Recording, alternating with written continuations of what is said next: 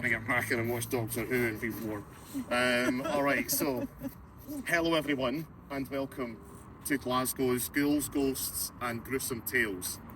It used to be called Gruesome Deaths, but when we didn't sell a single ticket in 6 weeks, we realised that that wasn't the correct choice. So be aware, there's a lot of death on this tour, right? The algorithm's not keen on that. My name is Mark. I will be your host and your guide as we dig deep and delve into the dark past of Scotland's biggest and therefore best city. Sorry, Edinburgh. We're going to be talking grave robbers, ghosts, hauntings, hangings, executions. There's a vampire at one point. Bizarre science experiments on the dead, all that good stuff. But before we get to that, we need to do the really exciting bit. Health and safety. It's night, it's dark, so please watch where you're going. There are some places that do not have any lights, but don't worry, this gets quite bright, or you can feel free to use your phone or whatever you want. We are obviously going to be crossing some streets, so we are going to cross wherever possible and practical with the Green Man, because our insurance only allows a 20% mortality rate, and I've got to keep them numbers up.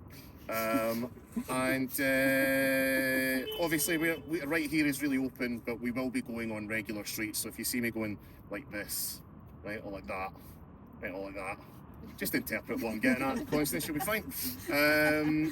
You shouldn't be too far away from me. Watch out for my lantern and you'll know where to find me. We begin here and we will finish at a pub down closer to the city centre in about 90 minutes to 2 hours time, because there is no activity that cannot be improved by ending it at a pub. What else? Sorry, it's been about a week since I've done this. Yes, so one thing to bear in mind the whole time through, this is a conversation, right? It's a very one-sided conversation, Charlie, but it is a conversation. So if you have any questions, any comments, any theories, etc., please do not hesitate to chime in. I clearly love the sound of my own voice, right, but I prefer yours. There are no stupid questions on this tour.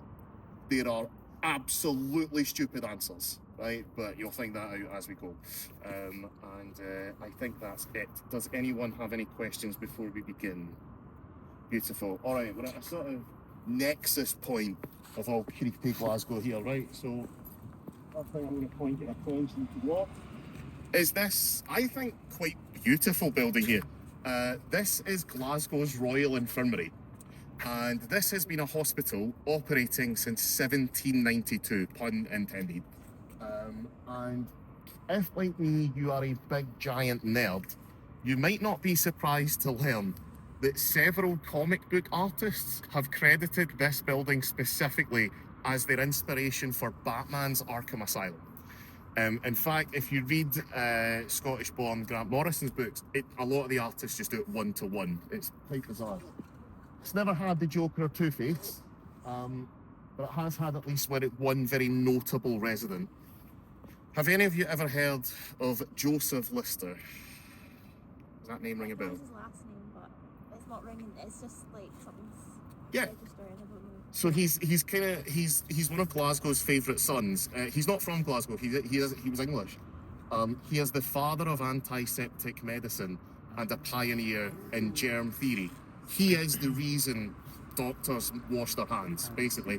And when he was a young man in 1860, he was stationed here as the head of Ward 23 when he noticed that about half the people on Ward 25 were dying of sepsis. Now, this was 1860. Hospital was where you went to die, right? It wasn't weird that they were dying. It was weird that they were dying of the same thing that wasn't the thing they came in with.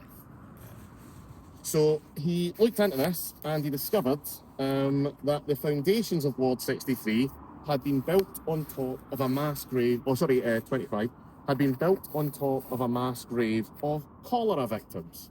Right, now, I don't know if anyone here works in medicine, but in technical terms, we call that a shite idea, right? Don't do that. So you had them all exhumed, put somewhere else, acid and quicklime all over the ground, and it's all perfectly fine now. So don't worry about it. But he's only the most famous living resident. there's a fair few famous unliving residents. Do any of you, by any chance, work in a hospital or are very close with someone? Right, you will know, Burak. Everyone who works in a hospital either has a ghost story or can tell you someone who does. Right? Now, what's that? Like the House of Cards. Yeah, exactly. Yeah. So unless, I mean, whether that comes to, as some people believe, hospitals are where the veil between the living and the dead is at its thinnest, or whether it's because they are quite spooky places that people do spooky things in, I will leave up to you. We could be here for about 45 minutes telling ghost stories because my mum worked here for 20 years and she adds a lot of pointless detail into her stories. So I'll just tell you some real choice ones, right? The very, very top floor, back in the early 1990s, was the setting for quite a bizarre encounter when a nurse on the night shift was walking down a very long and very empty corridor. And all of a sudden, way down in the distance, she saw coming around a corner a ward matron. Now, you don't see these much anymore. The ward matrons were the heads of the ward. They often looked like nuns. But she noticed two very bizarre things about this ward matron. One, when she said hello, she did not get a reply. Good. And two, she seemed to be about 7.5 feet tall. Weird. And as she got closer, she realised that no, she wasn't looking at a very tall woman. She was looking at a very regular-sized woman floating in midair. Yeah. Who was also apparently completely invisible from the knees down. It looked as if she was walking just totally on thin air. So the nurse approached the floating sister, who immediately turns 90 degrees and disappeared through a solid wall, like every manager. You have a legitimate question. And absolutely scared the shit out of the patient whose room she phased back into. Ever since, there have been dozens upon dozens of sightings of the floating sister. She's one of the most commonly reported spirits. But she's not very interactive. She tends to disappear as quickly as she's spotted. Very bizarrely though, they've looked into the architectural history of the building and discovered the top floor has indeed been altered, lowered about a metre. So one of the most famous ghosts in the building technically haunts a ghost floor. That's strange. Now, as I said, she's not very interactive, but someone who is the resident ghost of Ward 63. He is the nicest ghost with the most unfortunately creepy name. His name is Archie the Whisperer. Yeah, you a guy down the pub called Archie the Whisperer. Yeah, he's no thanks. So Archie is said to be a very small-statured old man in a hairnet, and he likes to talk to people, specifically in a very low, very quiet, very whispery voice. But long-term staff members all know if a patient tells you that they were chatting to Archie, it means they're not going to last the night. For some reason, he's always compelled to appear to people in their dying hours, particularly those who either have no one else to talk to, or even kind of scarier, those who do not realise that is the case. The last one I'll tell you about came actually from a nurse on this tour. This building is much bigger than it looks. I mean, you can sort of tell from this side, but it covers a lot of ground. At the very back, there's a very modern accident and emergency section. For about the last 10 years, there have been numerous reports from particularly the nurses and the security guards that when it's quite busy, there seems to be an extra nurse on shift, but no one knows who she is. Looks fine, she's got blue scrubs, blonde hair, regular trainers, but no one's ever seen her before. And the very few times, the half a dozen or so times that someone has gotten close enough to ask her what she's doing there, she has apparently just vanished right in front of their eyes. Yeah. So basically what I'm saying is, God forbid any of you have an emergency, right? But if you do and you're here and your nurse just disappears, just find a different nurse, man. You'll be fine. Right, does anyone have any questions? So, over here. Has anyone been inside Glasgow Cathedral? I've actually never been inside. It's awesome, right? I Yeah. highly recommend it. This is the oldest building in Glasgow by far. They started building it in 1197 and they did not finish until the mid 1400s. So whenever anyone asks, why don't they build them like that anymore? That's why, 250 years, right? It is the only cathedral on the Scottish mainland to survive the Protestant Reformation intact. Because when the local Freemasons heard that the Reformers were coming to dismantle the church, they climbed up to the roof, found as many bricks as they could get, and just started throwing them down at the invaders until they left, which was for a while. It's a Church of Scotland now, so they got it in the end, I guess. Here it is on the inside. Now, as I said, this is a beautiful place, well worth visiting. It is much bigger than it seems. My mum's favourite fact on this entire tour is that from door to altar, this is the longest walk for a bride in Scotland. It takes 10 minutes. So bring 2 songs, Charlie. Don't, you know. But like any cathedral worth its salt, it has a crypt.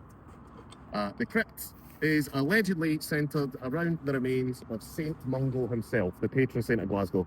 But considering the fact that over the centuries, this cathedral has claimed to have had the bones of several saints, a big piece of wood from the actual cross, and a bottle of the Virgin Mary's breast milk, which, where are you getting that exactly?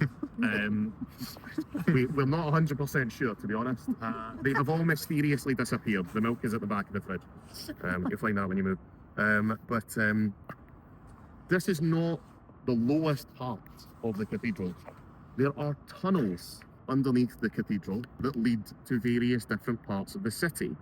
They go to Glasgow University. They go to the Strathclyde pub where we're going to finish, and they go to the Tollbooth steeple. And at the end, I'm going to see if you can figure out what the tunnels are for. Right now, there is another tunnel that was first spoken about in the mid 1500s. It was discovered about 100 or so years after they'd finished building the cathedral, and by that time it had already sort of caved in. No one knew it was there. They suspect it was probably some kind of escape tunnel, maybe for persecuted priests or whatever, that goes all the way through the town centre, all the way out to Shawlands on the south side. And when they found this tunnel, right, as I say, it caved in. So the entrance was only about this big. That was all the space that they had, so no one could get inside. So they done the sensible thing. They found a 7-year-old, and they said, "Okay, little boy, it's your day off from the mines. Can you go?" They gave him a set of bagpipes and a dog. Said, "Follow the dog, play the bagpipes. We'll go upstairs. We will listen on the top, and we will follow you where this sound goes."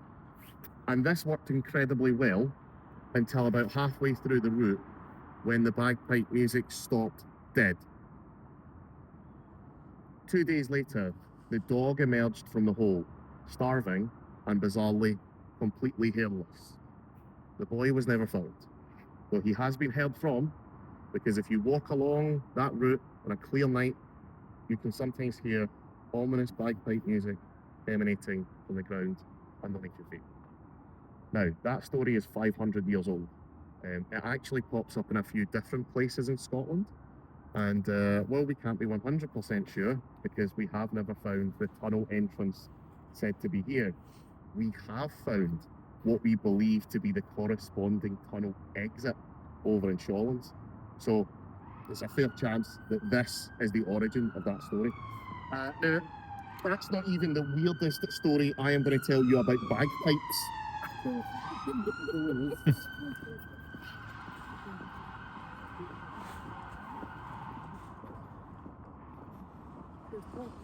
Welcome to the Cathedral Graveyard. Does anyone know the very semantic difference between a graveyard and a cemetery? There is one. Any guesses? No? It's just like you can have like unmarked graves. Because like So it's as simple as that, yeah. So a graveyard is attached to a church, and a cemetery is not. That's it. But this is weirdly, this is a graveyard, and those graves are in a cemetery. But if you walk around enough Scottish graveyards, usually, because they're much older, you see something quite strange. You see these quite a lot. Iron cages around a bunch of the graves. Now, look at, you look the type. Why might you want to put a big metal cage around your grave? I don't know, to keep away. I think in the older times, in America they call dead ringer, right? They put a ring attached to the one of the limbs of any dead person when they put them in the grave. If they move, you can hear the bell. Yeah. So it's called dead ringer over there. Yeah. That's right. So that I looked into this because I thought that was really fun. So that's a myth, because they say that Saved by the Bell comes from that, but it actually comes from boxing. Because I heard that they only ever tried that once, and the reason that they didn't do it again is that dead bodies do move. Do move, yeah. So they kept getting. Yeah. Oh, shit. Pick him up. Oh, he's dead. But yeah, so you're on the right track. It's basically to keep something out. Well, maybe not in this case. So the strangest story about this graveyard, because there's one of the mort safes over there, is that back in the early 1800s, there was a guy called Tam was walking home from the pub. That's an important detail, remember that. And it used to be the case that this was a shortcut down to the what used to be a river. So he came through here, and he looked over here, and he noticed something sticking out of the ground. And as he got closer, he realised it was a hand. And then when he got closer, he noticed another hand and an arm.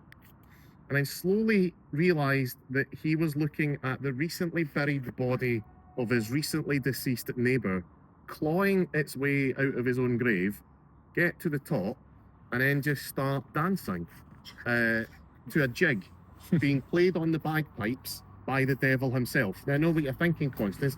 How was Tam able to identify this guy as the devil in his drunken state? I don't know, right? Maybe he had horns, but we know exactly what song the devil was playing. It was a song by Robert Burns called Whistle Over the Rest of It. Quite a melancholy tune. And we know that for a fact because Tam was so terrified that he went immediately to the police, who were so terrified they went immediately to the council, who were so terrified that the next day they sent the town drummer through the entire city, instructing everyone not to play, sing, hum, or even whistle that tune, just in case, punishable by a fine. Right? Now, it's one of these bizarre laws we've never had any reason to get rid of. So technically, it's still... Don't play it here. Right? That's asking for trouble. But if you get pulled over and it's playing in your car, I'm sure the fine will be negligent. Does anyone have any questions? Oh, man. So this is it's one of the crown jewels of creepy Glasgow. This is the Necropolis. Does anyone know what Necropolis means? Something Greek. Something Greek. Yeah. 10 points. Technically true. Something Greek. It means city of the dead. Necro, yeah. It's a bit of a sort of over dramatic way of saying cemetery, but it's not crazy to call it a city. So before the Necropolis, you were mainly buried in Glasgow in your local parish, or if you could afford it, you could get a private plot somewhere quite nice, quite fancy. But in the early 1800s, Glasgow's population exploded, and with more people, you literally have more bodies to bury. So the Merchants Guild, after whom the Merchant City was named, put together all their vast wealth that they definitely got from above board means, and commissioned this 43 acres, which is the equivalent of 20 football pitches all placed side by side. It's absolutely vast. You wouldn't cover it in a day. But to make sure that we always knew that they did it, they put their insignia on the beautiful iron gates. So they were a merchant shipping company, so that explains the ship. They were from Glasgow, so the bird, the tree, the fish, and the bell. But they also, for some reason, put their slogan. Does anyone read Latin? Right, I'll do it. Totis reduntus odum translates to so often returning to the same place. I think we can all agree is all very well and good for a shipping company. That's a bit eerie for a cemetery, lads. You could have workshopped that a bit harder, man, but...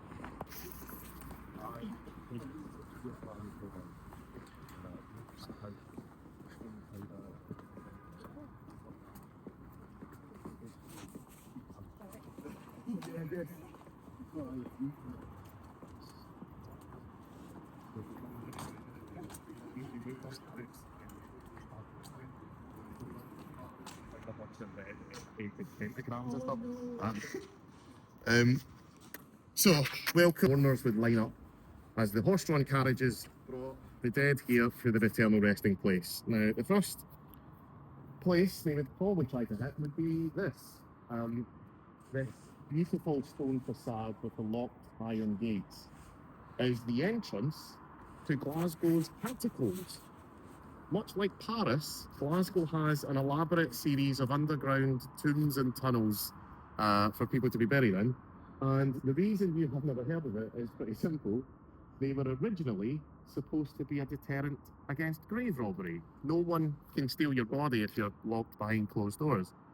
The problem was they forgot that they were building this in Glasgow, so the tunnels they built were too small, damp, cold, smelly, just all round horrible to be in, expensive.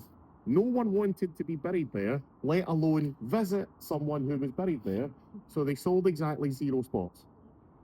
To add insult to injury, immediately after they finished, Parliament passed a law which said that any body unclaimed for 48 hours from prisons, workhouses or hospitals was the property of whoever wanted it. And so the grave robbing trade disappeared overnight. There was no money in stealing bodies anymore. So now we have this incredibly expensive and elaborate series of catacombs, and the only thing we have ever used them for is storage for the gardener's equipment. Bunch of lawnmowers in there. This is the world's fanciest shed.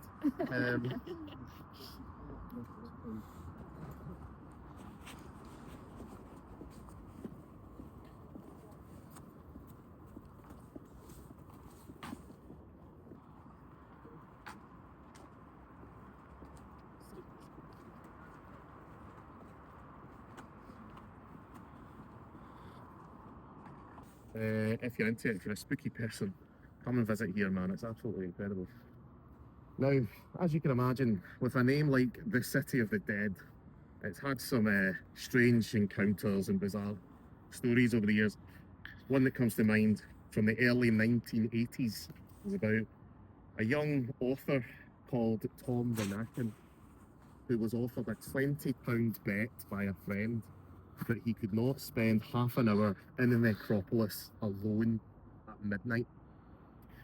Thinking this was the easiest money he's ever made, he broke into the gates, set himself down on a grave pretty deep into the joint, and waited. At the stroke of midnight, he started to hear quite a bizarre sound that he couldn't quite place. It was almost like it hadn't tuned in. I noticed that it was someone singing, like a very beautiful, very ethereal singing. So leaning out, he looks down, and about half a dozen or so graves from where he's sitting, he sees a woman singing to a grave. But not just a woman. He says that she is the most beautiful woman he has ever seen. She's quite short. She has waist-length black hair. She's wearing a white gown, barefoot, standing in the middle of a graveyard at midnight, holding a handful of daisies. Now he gets up and tries to approach her, because what better time to go and hit on somebody, you know what I mean? And she spots him, and he disappears behind she disappears behind the gravestone. By the time he gets there, she's gone, completely vanished into thin air. He decides, though, completely enamoured, to return the next night to try and find her again, but alas, he never spots her. He only ever hears the singing. To this day, he returns every year on the anniversary of that first night to leave a rose on her grave. Although he does say that on the first year he did this, he got there, and what he assumed was last year's dead rose was surrounded by a circle of dead daisies, as if she was criticising his flower choice. Now, some people have actually claimed to have gotten close enough to that spirit to have a conversation. So conversation may be doing a lot of heavy lifting, because the only thing anyone has ever heard her say, if they can get her to stop singing, is she will point at the grave, and she will say the words, "I am here." And that's it. And she's not very chatty, but man, we've got a few chatty ones in here. There was a ghost hunting group about 7 or 8 years ago who were doing a walkthrough of the Necropolis broadcast live on Facebook. Facebook Live, my ghost story, it's weird, isn't it? And about 20 minutes in, the comments just exploded. People saying, "You've just seen a ghost. You've just walked by a ghost." And they looked back at the footage and they realised that they passed by the same grave a few times. And every time they did, there is what appeared to be a little boy peeking out from behind it, wearing a very old flat cap.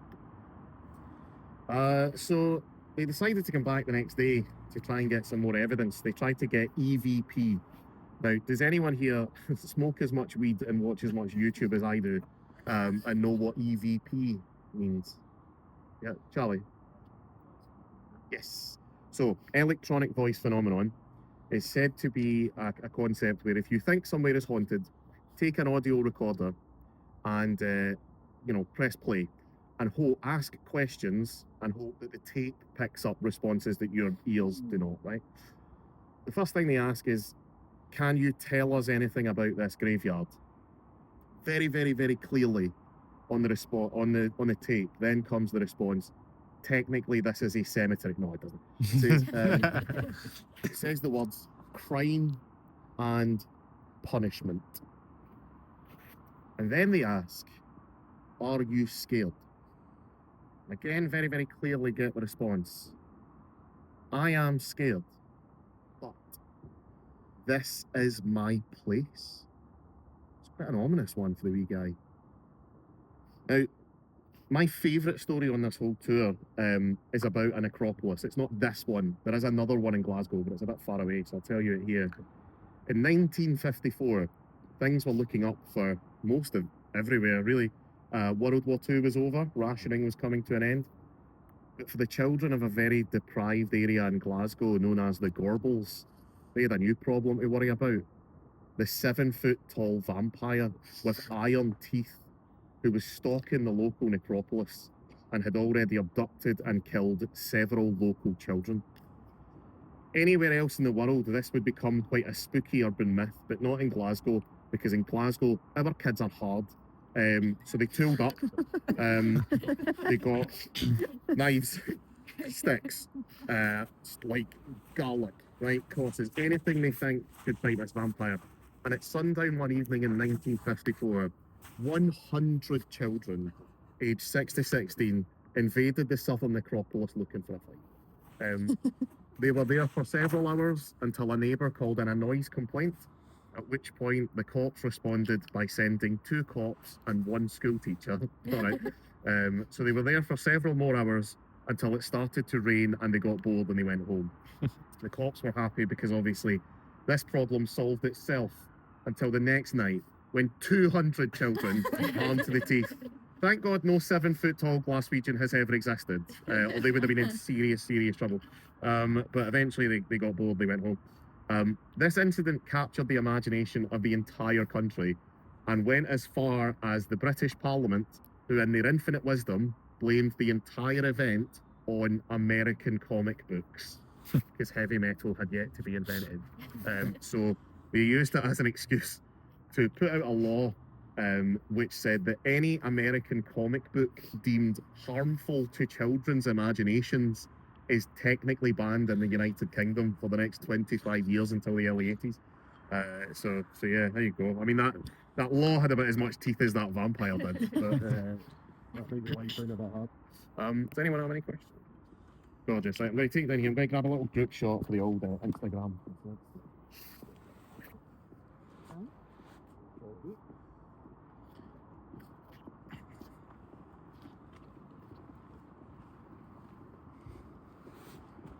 Hotel in Scotland, by whatever branch of the government gives out that certificate, I guess.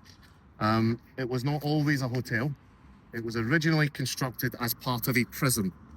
This prison, Duke Street Prison, absolutely massive, huge, vast. Now, this was a halfway house.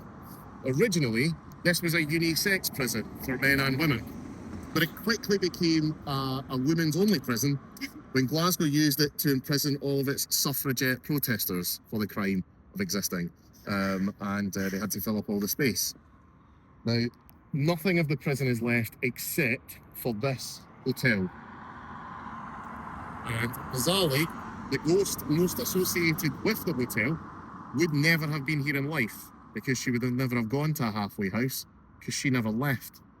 Her name was Susan Newell.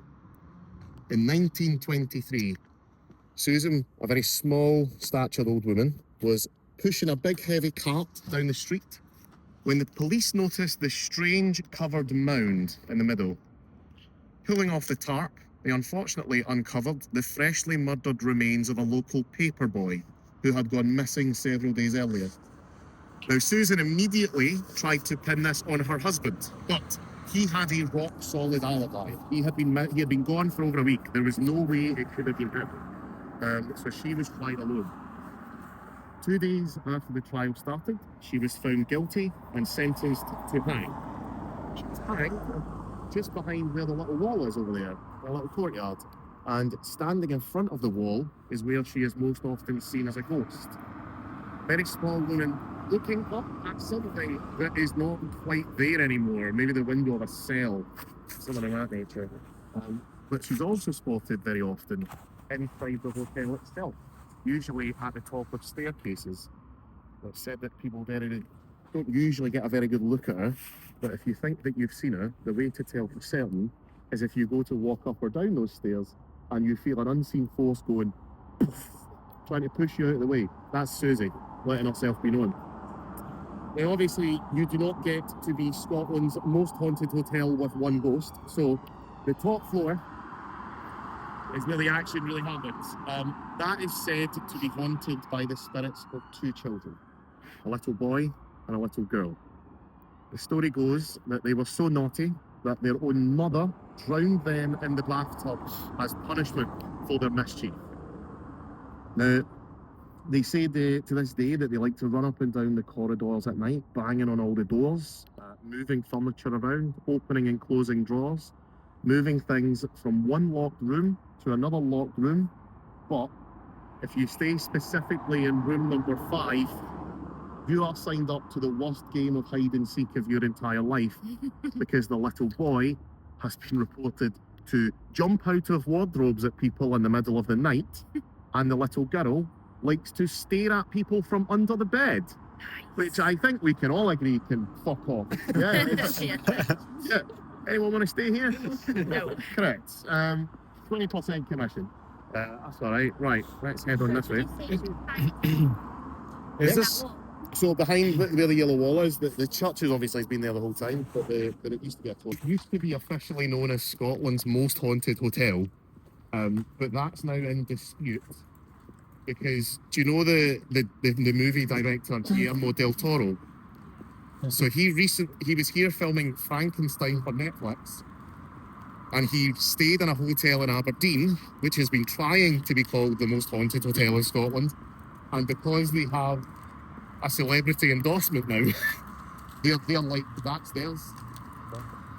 You know, fair enough. Aberdeen can have that. No, but these constant. Right, so like most places that have tourists, Scotland, Glasgow has like tourist information bits, but they're sort of a bit sporadic. These ones on the lovely sort of black stone with the gold writing, they are only on this street and Cathedral Street. These have been up here for about 15 years. No one knows where they came from.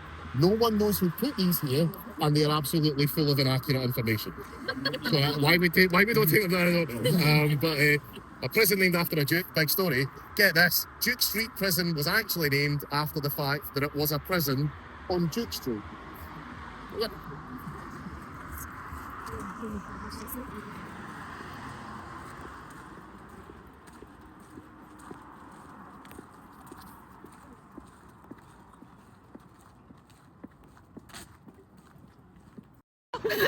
So, about 60 years ago, they were renovating one of the public parks around Glasgow, and they didn't want anything to happen to the fountain.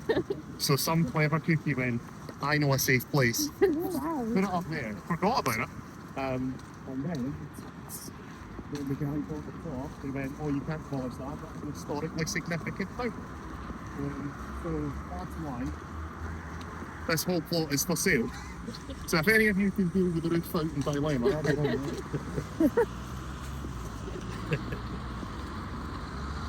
Yeah, because it's now been on the building for so long that they can't just move it. Because it'll damage it, sure.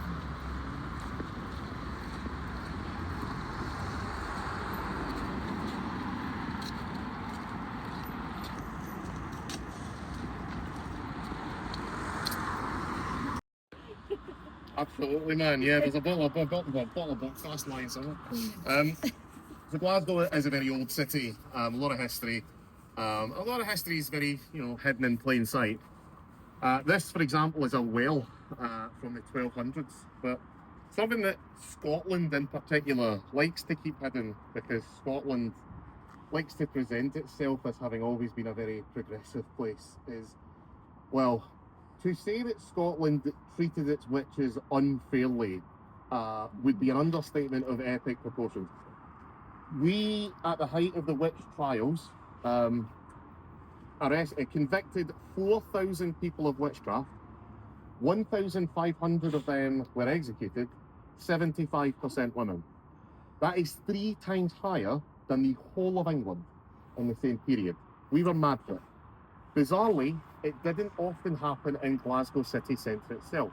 Although witches were held here and put on trial here, they were very rarely executed here. They were normally taken to Edinburgh for that. But I'll show you where they were held. And on the outskirts of Glasgow is a totally different story. On the south side, there is a big mansion estate called Pollock House. It's a nice wedding venue. In 1676, the Lord of the Manor was Sir George Maxwell, and he was a fanatical witch hunter. One weekend, he came home and started complaining of a stabbing, fiery pain in his side. He told this to a new domestic servant he had just hired called Janet Douglas, who was deaf and mute, which in his words made her less likely to complain. That's the type of scumbag this guy was, right? And she, upon hearing about this, miraculously gained the power of speech to point at a woman she had been living with called Janet Mathy, and she said, "You will find the dark relic in the house of that witch." Now, obviously, this had nothing to do with the fact that Janet Mathy's son, John, had been in a fight with a lord that week about some illegal poaching. Nope, not at all. So they went to her house, and behind a picture frame on the mantelpiece, they found a straw doll with pins in its side. Now, she protested. She's never seen this before in her life, but that's pretty damning evidence, Janet, so off to jail you go. A week later, these pains once again reappeared, and once again, Janet Douglas miraculously found the power of speech to blame 5 other people, including the son, John, with whom they'd had the original fight, Matthew's 14-year-old daughter, Annabelle, and 3 other women who worked in the house. They were all sentenced to death, except Annabelle was deemed too young to execute at only 14 years old. But her punishment may actually have been worse, because she had to stand there and watch as the other 5 were hanged and their bodies burned. And she was expected to do this with a massive smile on her face and then thank the people who did it for saving her from their bad influence. She was then immediately carted off to a convent where she would spend the rest of her life receiving spiritual guidance. And the only other thing that we know about her is that 14 years later, she was once again investigated for witchcraft. We know nothing about that second case, unfortunately. It was only uncovered a few years ago when the Scottish government made a point of posthumously pardoning all of the convicted witches. But given that Scotland executed more witches than any other country in Western Europe, it's a bit of a plaster on a bullet wound. Anyway, that one was a bit of a bummer. So we'll go over here. I'll tell you.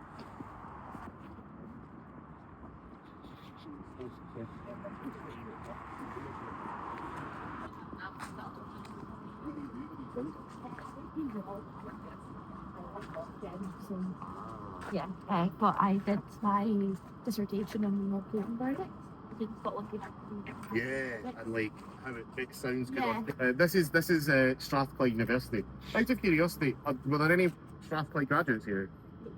So there's three. Well, there's a few universities in Glasgow. This wasn't always Strathclyde. It used to be an annex of Glasgow University, one of the oldest in the world, which is how a 60-year-old building has 500 years of history. And if you've ever spoken to anyone Scottish, I'm sure you will know Scotland invented everything, everything ever. We've made all the best scientific advances. 10 years ago, to celebrate all those, they commissioned this beautiful mural, which shows all the wonderful scientific advances. But one woman in particular celebrated here. It's quite interesting. Does anyone know what's considered the first science fiction story ever written? Yes, there's a big clue. Frankenstein, correct. Mary Shelley. Now, we have a Frankenstein here because, to put it simply, we had a Frankenstein here once upon a time. Have any of you ever heard of this guy? Where's he gone? There he is. Right. Have any of you ever heard of famous Scottish scientist Dr. Andrew Ure? Oh my God. Right. In the pantheon, yeah, of famous and successful Scottish scientists, this guy Andrew Ure is not one of them. But he almost was. In 1818, the same year Frankenstein was first published, a man by the name of Matthew Clydesdale broke into the home of and brutally beat to death his elderly neighbour over a debt. He was promptly arrested and sentenced to hang, and hang he did. One of the very few legal ways for practitioners, doctors and experimenters to get hold of dead bodies for medical research was to wait for someone to be hanged, because in Scotland, if you're executed, your body doesn't automatically go back to your family as like an extra deterrent, more than the hanging, I guess. And so he was brought here. We're in front of a lecture hall of 400 medical students. Dr. Andrew Ure subjected the dead body to a new type of experiment called galvanisation. Does that word mean anything to anybody? Yeah, that's using Frankenstein. So, a construction man, you'll have heard of galvanised steel.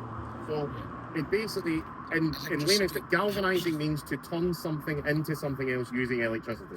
In this case, it meant getting a dead body, cutting into its flesh, exposing a bunch of dead nerve endings, hooking it by wire to a battery, and then turning it on to see what happened. Sound familiar?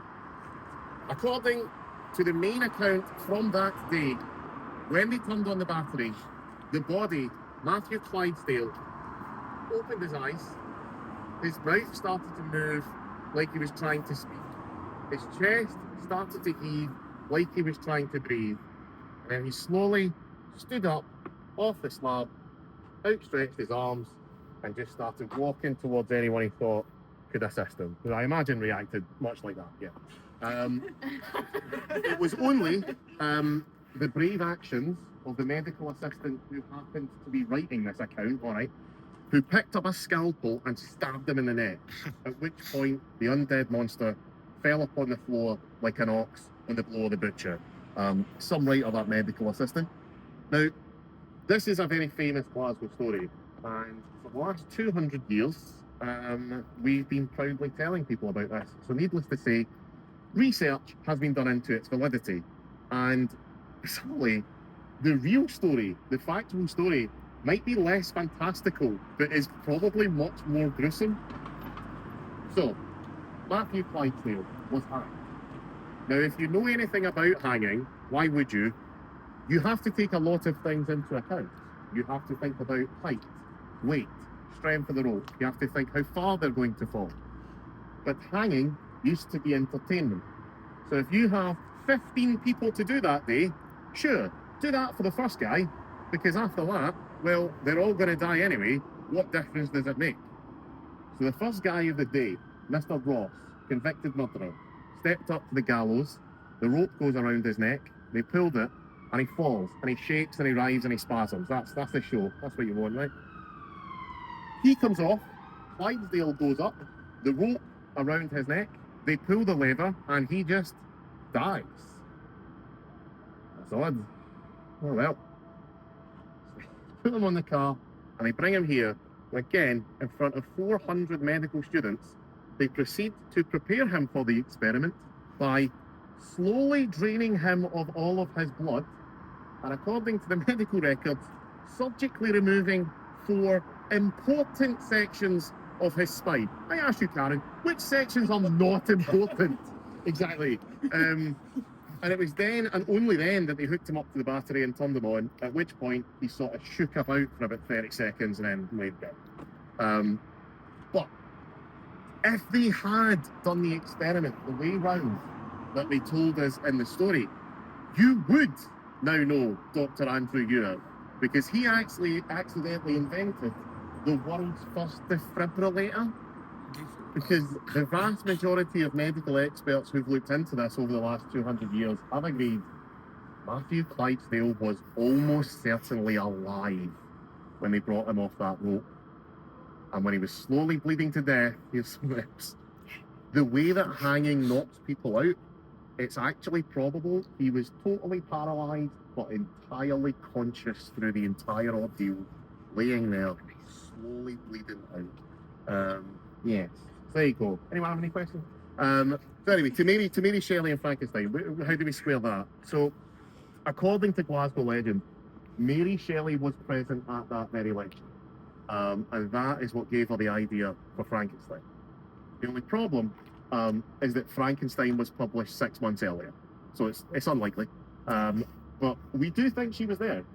We have sort of decent accounts of her whereabouts at the time, and we know that she was a bit of a proto, like, emo chick, like spooky girl. We know that she liked to go to medical lectures, so we do truly believe she was there. It's just far more likely that her book inspired the experiment than the other way around. And we just don't give that talented young woman enough credit. But when has that ever stopped us? Right. Does anyone actually have any questions? Gorgeous. Right, follow me. Gonna go dig up some bodies.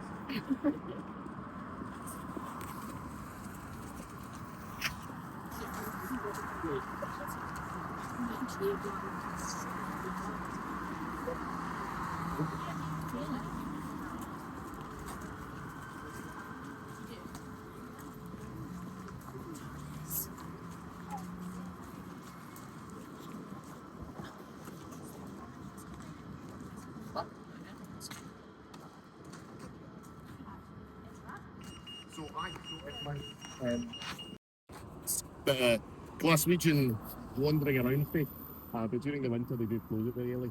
So this is a graveyard. It's officially a graveyard because that is the Ramshorn Graveyard. And that church was originally built in 1790s, 1710s. Then they rebuilt it in the 1800s. Out here, in the early 1980s, it was converted into a theatre, like a lot of churches in Glasgow. And that was when they started to receive reports of ghostly sightings in the site of the former priest's vestry, which is now the ladies' toilet. And the ghost is known as Edie. No one knows where she got the name Edie. We only know that she is always accompanied by a strange, unpleasant, and unexplained smell in the ladies' toilet. So it might be a bit more explained than you think, I don't know. But the graveyard, man, this is a place. Right, yeah, Constance, right. Got a cage, right? We want to keep some people out, right? You look at the type, like, why are you robbing graves? Like, what are you digging up? What are you looking for? Like, bodies? Bodies, yep, yeah. Certainly. Anything else? Oh, yeah, sorry. Yeah. Bizarrely, in Scotland, that wasn't really always the case. Because in Scottish law, a strange loophole A dead body belongs to no one, and all of its stuff belongs to the dead body. Welcome to Scots law, man. So if you get caught stealing out of a grave, it's like big. It's worse here than it is in England. So if it was covered in jewels, you would take the jewels off and you'd throw them back in the coffin. But the money is in the body. This is the site of one of the strangest cases of grave robbery in Scottish history. Very, very back is a grave that's far too faded away to read, but it is ostensibly for Mrs. Janet McAllister. There's a lot of Janets on this tour. And in 1813, Janet McAllister, 40 years old, mother of 8, renowned local beauty, was on holiday at the seaside when she broke her foot and came home to rest up. 2 days later, she was stone cold dead. Now, her husband was a very well-connected wool merchant and so could afford to buy her a plot in the fancy graveyard in town. Threw her a very lavish funeral, came to check on her 2 days later, and the big hole had been dug up, the coffin was lying there, completely empty. Now, he went to the police, who, because she was rich, actually cared, and they came down and found quite a lot of evidence, including, but not limited to, perfectly preserved footprints leading from the side of the grave all the way down here, all the way around there, all the way up, like it's fucking Scooby-Doo, right?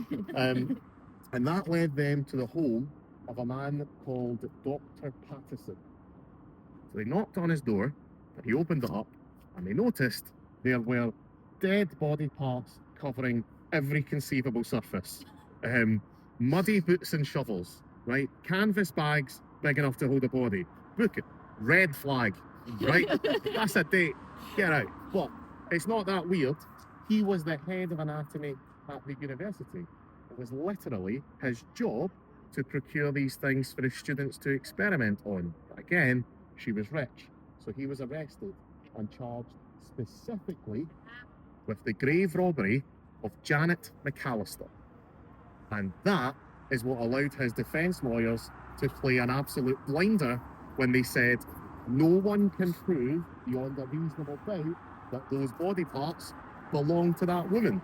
And so by the letter of the law, he was completely innocent. He got off totally scot-free, fled to America, where he founded anatomy departments in New York and Philadelphia. Now, here's the thing. Listeners, you'll know this. In Glasgow, we have a very old saying. Half the lies we tell aren't even true. It's a bit Bilbo Baggins. It basically means we are a city of bullshitters and storytellers, right? So if a story in Glasgow has a beginning, a middle, and an end, it just means there are bits missing. And that's like quite literally true in this case. Right, look, right, you've got a body, a dead body, you spent all night digging it up.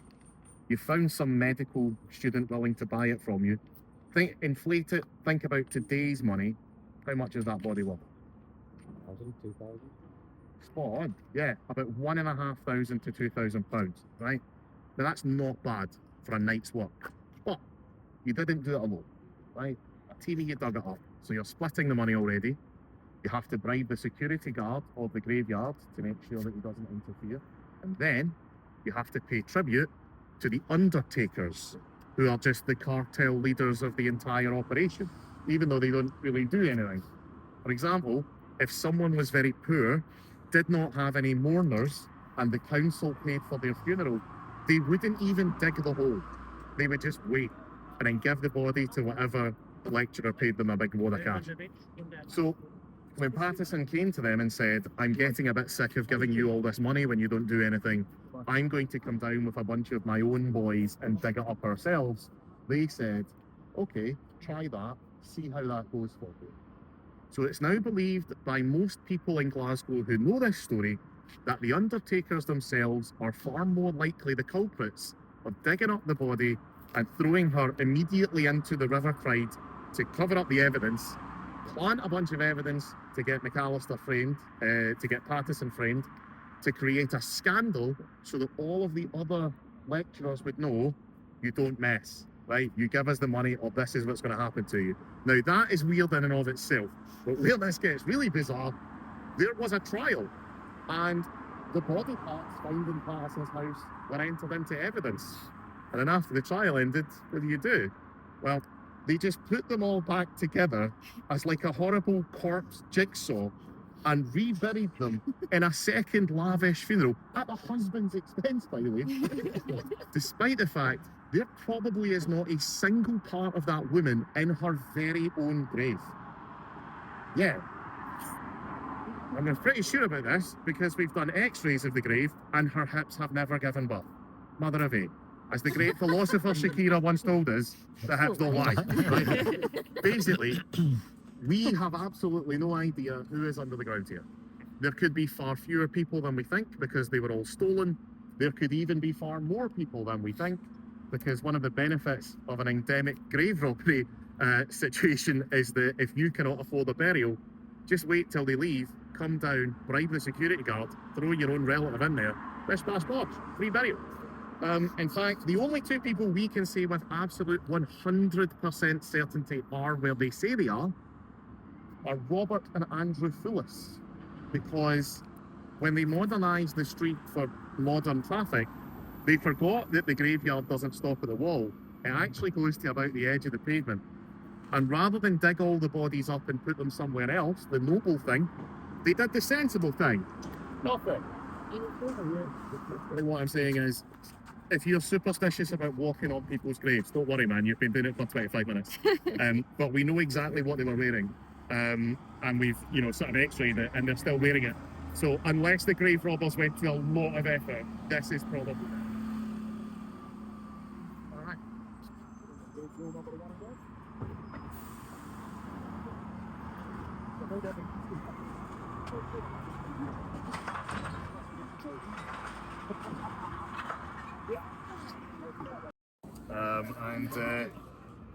Like a lot of theatres in Glasgow, well, if you think it looks like a bunch of buildings squished together, you're right. That's exactly what it is. The oldest part by far is the steeple here. It dates back to the year 1523, when it was originally part of St Mary's Church.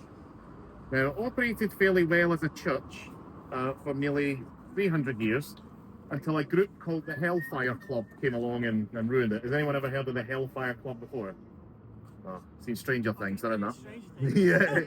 So they were a real group. To cut a long story short, they were political anarchists and they were drinking in a pub down there, and at midnight they came along here, realised that the night watchman wasn't watching very well, broke in, someone knocked over a candle, and the whole thing burned to the ground. Now, legend has it they fled to Spain, where they were met with horrible, elaborate, Final Destination style deaths. And there is not a single shred of evidence for that, but it is a good story. Now, in the 1980s, they converted it into a theatre, and that was when the activity really started to pump up. If you know anything about ghosts and hauntings and such like, you know that ghosts and theatres go together like hand in glove. There is not a theatre in the world that doesn't claim to have 137 ghosts, and this is no exception, man. So,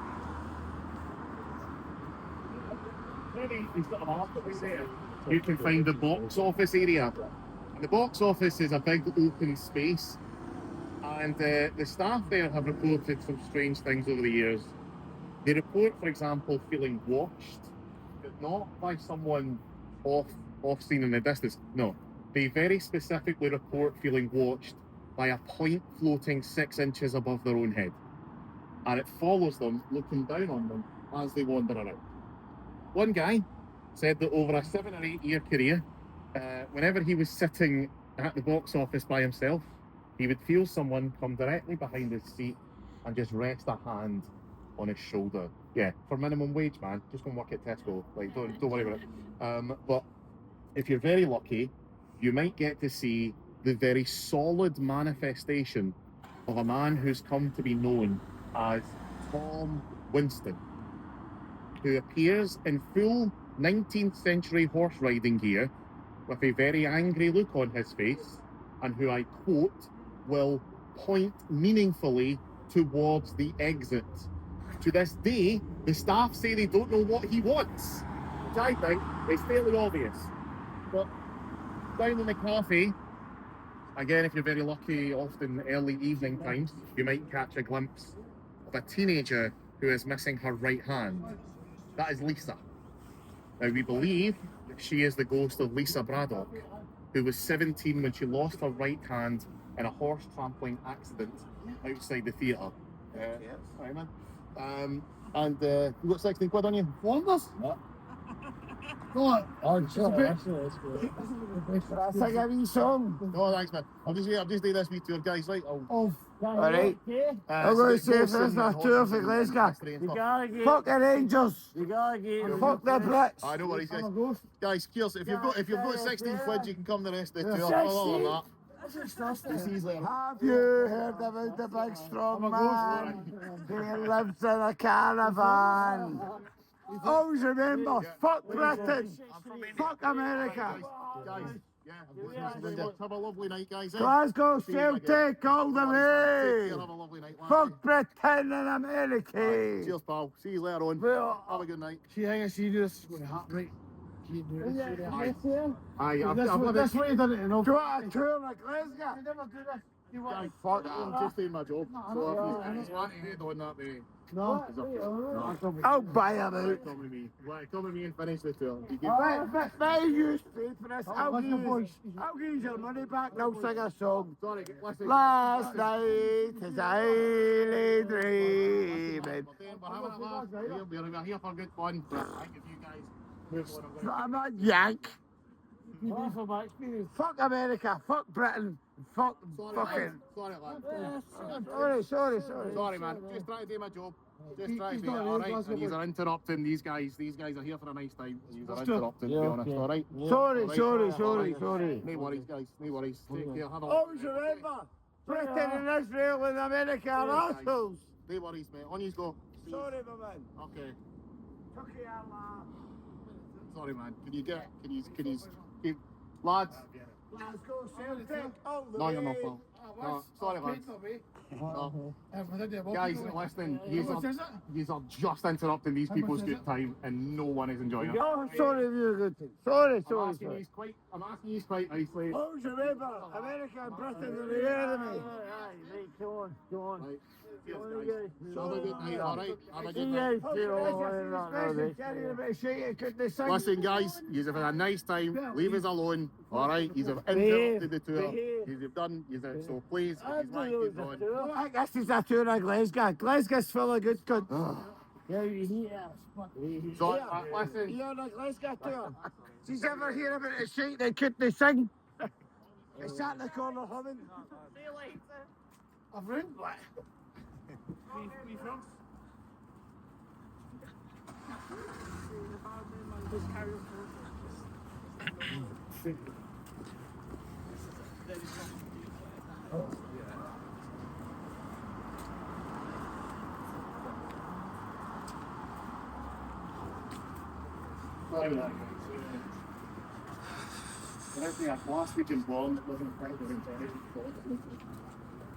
Killed in lost her right hand in a horse trampling accident outside the theatre. But she's very shy. She tends to disappear as soon as she's spotted. Strange thing is, the real Lisa Braddock, the one we know was the original story was about, lived to a ripe old age. So why she appears here as a teenager, no one's sure. She's very shy. Someone who is not shy is Arthur, the backstage ghost, who's a very flamboyantly camp actor who comforts other actors on their opening nights if they're feeling nervous, which is quite nice of him. But the auditorium itself is an entirely different story. So in the 1980s, this is what it first looked like, right? When I first converted. Now, I don't know why there's a bunch of bodies on the stage. Hopefully that was the show and not just Peter Pan's going really tits up, right? But this is what it looks like now. Good zoom in there, Mark. When you start as a new member of staff in the Tron Theatre, you will be told the usual, here's the fire exits, here's how to clock in, right? You will also be told, in no uncertain terms, if you can help it, try to avoid standing in the back 2 rows of the auditorium if no one else is around. Because for some reason, when people do, things start happening to them. People have reported hearing whispers in their ears. They've reported being shouted at, screamed at from the stage, even though they know there's no one there. And the worst part, the most common one, is that when people stand in the back 2 rows, they feel an overwhelming and unexplainable feeling of dread and fear of their own mortality, described to me legitimately as like the worst hangover you've ever woken up with. But as soon as you leave the row, it just goes away. And no one knows why this happens, but what we do know, in the 1980s, when they first converted it into a theatre, they went down into the basement and discovered there was much less basement than they had been anticipating. What should have been a big open rectangle was in fact more like an L-shaped corridor. One corner was bricked up, completely sealed from floor to ceiling. Obviously this is weird, so they went to the architecture firm who'd worked there in the 1950s doing some renovations, and they discovered the head architect of that firm had stood in that corner and felt that mysterious feeling so deeply and intensely, he demanded it be bricked up forever. It's still bricked up now. No one's been in there for over 70 years. Really weird part. If you look at the plans, the layout of the original church, that corner is exactly where the entrance to the underground crypt was located. So do with that information as you will. But before we go, anyone have an opening bid on how old the creepy angel baby is? Constance, what do you reckon? Give us a number. 100 years old? 100, not bad. Any higher than 100? 250, not bad. Any lower? 500. The creepy angel baby has been there for 18 years. There was never a statue in the statue alcove, and then they decided there should be one the same year the movie Spider-Man 3 came out. Yeah. Guys, the ban off. What does it mean? It's like a ghost station. Yes. You're currently stood on a ghost train station, which is much less exciting than it sounds. It just means there used to be a train station here. But what was here before the train station is a little bit more gruesome. Over here, there's a sort of often misunderstood part of Glasgow's architecture and history. That is the toll booth steeple. Now, it was never a toll booth. In fact, it was originally a prison and a courthouse. And it was also much bigger. It used to look like this. Now, this was a place of justice. And, well, first of all, are any of you Outlander fans? You don't have to be embarrassed. Right. Do you remember the ear pinning scene? Yeah. Yeah, everyone does. So, if you commit a very minor crime like theft, rather than waste time putting you in jail, they would take the conch of your ear, a 6-inch nail, and they hammer it straight into the wooden door. And that's technically an indeterminate sentence, because you can go home whenever you want. All you have to do is, and you're out. Right?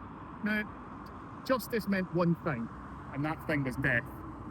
There was a gallows right here in the very spot that you are standing. 22 people lost their lives to execution right here. One of the first, a convicted murderer called James McKean, attracted such a large crowd that a local entrepreneur realised that where there is spectacle, there is merchandise. So, he went up to the anatomists, and before he was taken off to the university, this anonymous guy asked for literally the skin off the dead guy's back. And he went, all right, there's your big roll of skin, my friend. He took it off for a week, he treated it like leather, and then he cut it into little circles. Then he came back to the next hanging and sold it as souvenirs. Right? Charlie, if Samuel brought you one of them home from holiday, how would you feel about that? Yeah, get a magnet on that, get that right on the fridge. Right? So, eventually the crowds got so huge that they couldn't fit them in here. They had to move the gallows slightly further towards Glasgow Green, which is a bit more open. And that's what brings us to the sad tale of this handsome, charming gentleman, Dr. Edward W. Pritchard, otherwise known as the human crocodile. Now, does anyone here listen to as much historical true fiction as my wife does and know who this guy is? True crime? Nah. Right. So this is a bit of a famous Glasgow. He was a murderer. He murdered his wife and mother-in-law. He poisoned them. We know that for sure. But we believe he also covered up an affair by locking a woman in a building and setting it on fire. Bad bloke, bad guy. He earned his nickname because at his wife's funeral he insisted the coffin lid be opened so that everyone in the room could see him leaning down and kissing her on the forehead with tears streaming down his cheeks, but no emotion in his eyes. Crocodile tears, the human crocodile. He also did this in the dock when he was found guilty. He may well have done it before he got the rope, but you wouldn't know, because if you went to this in 1865, you would have been one of over 60,000 people who came to see that guy die. There have been Celtic and Rangers games with lower attendance, right? Now, this was actually the last public execution in Scotland. And the executioner of the day, William Calcraft, realised there was something special. There were already rumours about this guy that he took souvenirs from his work, but no one knew what that meant. All we know is that Big Eddie here went to the gallows with a brand new pair of shiny black leather shoes and then went to the university with no shoes on. 120 years later, they were renovating part of the High Court of Justice when they knocked through, I kid you not, an underground section into a secret underground chamber, inside which they found dozens of stones with the initials of hanged murderers carved on them. And under EWP, what do you think they found, Sharon? Yeah. A pair of shoes. And the same thing they found under all of the others, a single lock of human hair. Yeah, executioner, definitely not a weirdo, right? I would like to tell you what happened to those shoes. Unfortunately, I can't. I kid you not. The contractor who found them immediately took them into that pub and sold them to some guy.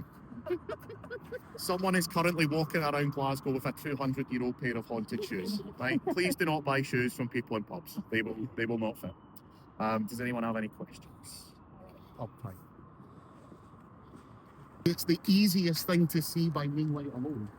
It's pre-electricity, but when you can see it.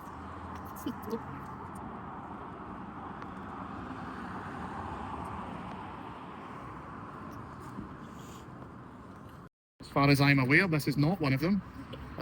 But that one is so not haunted. They specify it on the front page of their website, which makes me wonder how many people were asking them on a daily basis, but I don't know. This does have quite a strange and unique feature though. Remember earlier I told you about the tunnels? Yeah. In the cellar is the entrance to those tunnels. And the tunnels go from Glasgow Cathedral to the pub, to the toll booth where the gallows were, to the university. Knowing everything I've told you and all the stories I've told you, what were those tunnels used for transporting? Bodies. Yeah. You would have your last mass at the cathedral. You would come here for your last pint. You would go down there to get hanged. And then your body would be taken to the university to save it having been trolled through the city. So while I hope this isn't your last pint, this is a good pint. And here, right?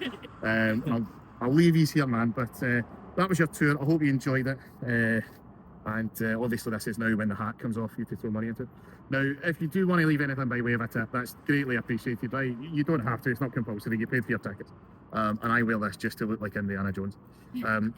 But if you did have a nice time, what really helps is if you leave a review on Get Your Guide, TripAdvisor, because the more reviews you get, the better the algo treats you. However, please bear in mind, they do still use that terrible internet rating system where somehow 5 stars means anywhere from, I thought this was the best thing ever, all the way to, I don't actively wish to seek revenge on this guy. Because nowadays, 4 out of 5 is a passive-aggressive 1, which is a terrible system that helps no one. So if you do have any feedback, anything you loved, anything you think you can improve, anything you think you enjoyed, let us know, send us a message, leave it in the review, whatever. But we love to hear it. But genuinely, 5 stars keeps Mark in hot meals. 4 stars fishing McDonald's out of his neighbour's bins. Now, for directions, that pub's shut, but it's all right because this pub looks better. If you're hungry, around the corner there is an Indian restaurant called The Obsession of India, which is the best Indian restaurant in Glasgow. If you go down that way and take a left, you'll be in the Merchant City where there's lots of other pubs and things like that. If anyone has any other questions or needs any